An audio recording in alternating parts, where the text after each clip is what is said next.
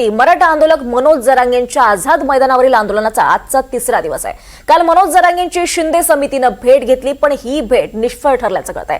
शिंदे समिती भेटून गेल्यानंतर सुद्धा मनोज जरांगे हे उपोषणावर ठाम आहेत। मराठवाड्यातील सर्व मराठ्यांना कुणबी प्रमाणपत्र द्यावं अशी मागणी जरांगेंनी शिंदे समिती समोर केली आहे। मात्र शिंदे समितीला याला नकार असून आज नेमका कोणता निर्णय होणार हे पाहावं लागणार आहे। दरम्यान जरांगेंना उपोषण करण्यासाठी आणखी एका दिवसाची परवानगी मिळाली आहे।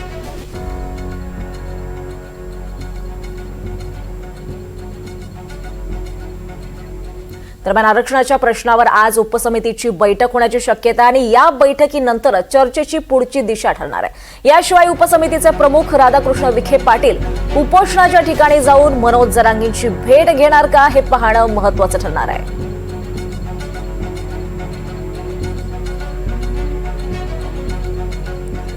आणखी माहिती घेऊयात, आमच्यासोबत आपले प्रतिनिधी अक्षय कुडकेलवार आझाद मैदानावरून उपस्थित आहेत। अक्षय, आज आंदोलनाचा तिसरा दिवस आहे, सध्या तिथे कशी परिस्थिती आणि दुसरा मुद्दा म्हणजे उपसमितीची बैठक होण्याची शक्यता आहे, काय नेमकी चर्चा होऊ शकते? कारण कालची शिंदे समितीची जरांगे सोबतची चर्चा ही निष्फळ ठरली होती।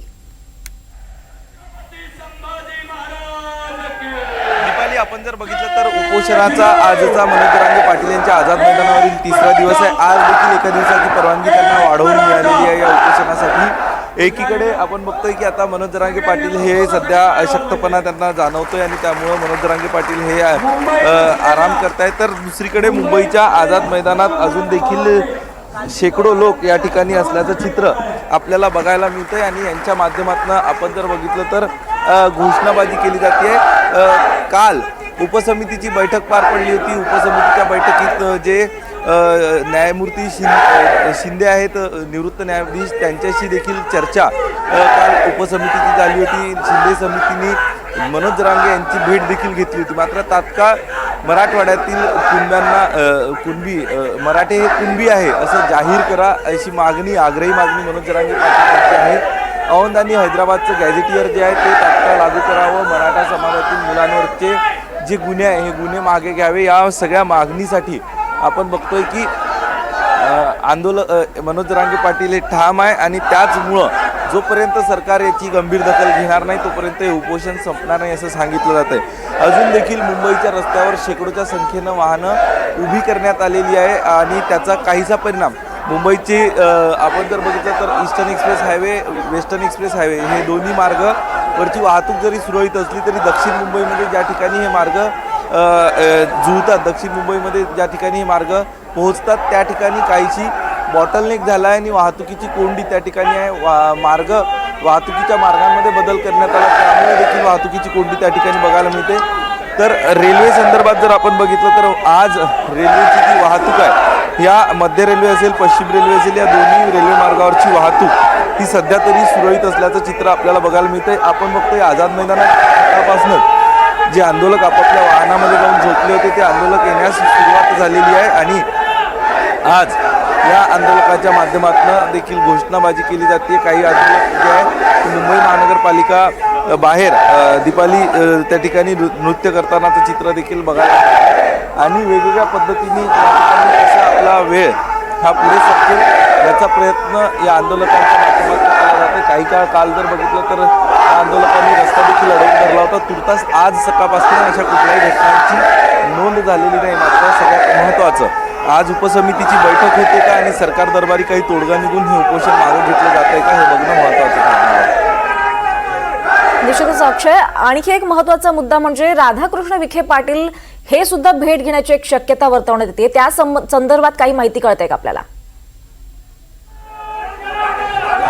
नाही, एकूणच राधाकृष्ण विखे पाटील जे सरकारच्या माध्यमातून मंत्रिमंडळ उपसमितीची पुनर्रचना करण्यात आलेली आहे त्याचे अध्यक्ष राधाकृष्ण विखे पाटील आहे, त्यांच्याच अध्यक्षतेत हे बैठका होत्या आणि काल आपण बघितलं तर मनोज जरांगे पाटील यांनी सरकारची आमच्यासमोर यायची हिंमत नाही म्हणूनच ते शिंदे समितीचे जस्टिस शिंदे यांना पुढे करतात असं सांगितलं होतं। त्यानंतर आज आपण बघतोय की शक्यता वाटली जाते की राधाकृष्ण विखे पाटील हे आज यांचा भेट घेऊ शकतात। दृश्य बघतोय की आता मनोज जरांगे पाटील जागे झालेले आहेत आणि आता काय त्यांच्या माध्यमातून कार्यकर्त्यांना संबोधित केलं जातं हे बघणं महत्त्वाचं ठरणार आहे। काही वेळापूर्वी ते आराम करत होते करतोय. आता नेमकं या सगळ्या संदर्भात आज काय तोडगा निघतो आणि हे उपोषण मागे घेतलं जातं का त्यांची काय भूमिका आहे हे बघणं महत्त्वाचं ठरणार आहे. निश्चितच अक्षय, आणखी एक महत्वाचं म्हणजे आत्ताच जरांगे हे आराम करत होते, ते आता जागे झाले, ते काही आंदोलकांशी चर्चा वगैरे काही संवाद साधतील? सध्या तरी ते आंदोलकांशी चर्चा किंवा संवाद साधतील याची स्पष्टता नाही. माईक देखील त्या ठिकाणापर्यंत पोहोचू शकत नाही सध्या, त्यामुळं नेमकं त्यांना देखील आपण या सगळ्या संदर्भात काही विचारू शकत नाही. यात एक जर गोष्ट बघितली तर आज आंदोलनाची पुढची दिशा नक्कीच थोड्या वेळात मनोज जरांगे पाटील यांच्या माध्यमातून ही व्यक्त केली जाऊ शकते. मात्र तुर्तास तरी त्यांच्या माध्यमातून कुठल्याही प्रकारची लगेच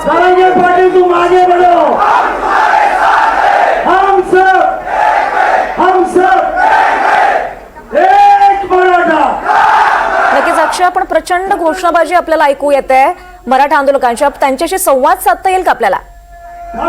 संभाजी महाराज की एक मराठा, एक मराठा.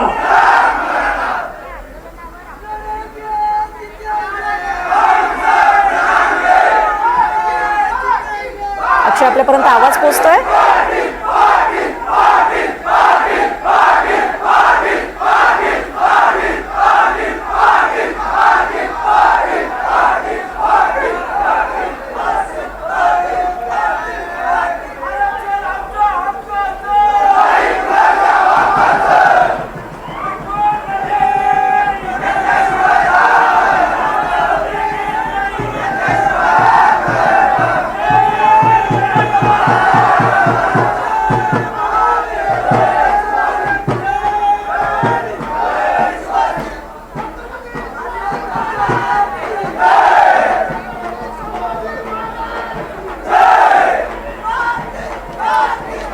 आणखी एक महत्वाचं म्हणजे काल जेव्हा शिंदे समिती भेटायला आली होती जरांगेंना, तेव्हा जरांगे काहीसे नाराज असल्याची चर्चा होती, कारण त्यांना अपेक्षा होती की सरकारमधलं कोणीतरी येऊन आपल्याशी चर्चा करावं.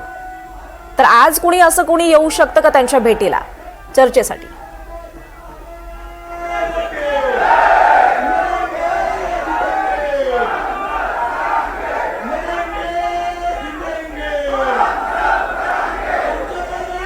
तर आपण पाहतोय एका दिवसासाठी आता मंडप उभारण्याची परवानगी मिळाली आहे. आझाद मैदानात मंडप उभारण्याची परवानगी मिळाली. आताची महत्वाची अपडेट आपण पाहतोय. आज मराठा आंदोलनाचा आज तिसरा दिवस आहे आणि आझाद मैदानात आपण पाहतोय मराठे एकवटलेत, घोषणाबाजी सुरू आहे. एक मराठा लाख मराठा अशा घोषणा देण्यात येत आहेत. आणि आताची एक महत्वाची अपडेट म्हणजे आज आझाद मैदानात मंडप उभारण्याची परवानगी मिळाली आहे. प्रशासनाकडून ही परवानगी मिळाल्याची माहिती कळते आहे. आपण पाहतोय मराठा आंदोलक हे नृत्य करताना दिसत आहेत. जोश आणि जल्लोषाचं वातावरण तिथे दिसतंय. आपल्या मागण्यांकडे लक्ष वेधण्यासाठी, सरकारचं लक्ष वेधण्यासाठी सध्या अनेक प्रकारे हे आंदोलन केलं जात आहे. आपण पाहतोय मराठा आंदोलक हे आता नृत्य करताना दिसत आहेत. आझाद मैदानावरची ही दृश्य आपण पाहतोय. मराठा आंदोलनाचा आज तिसरा दिवस आहे.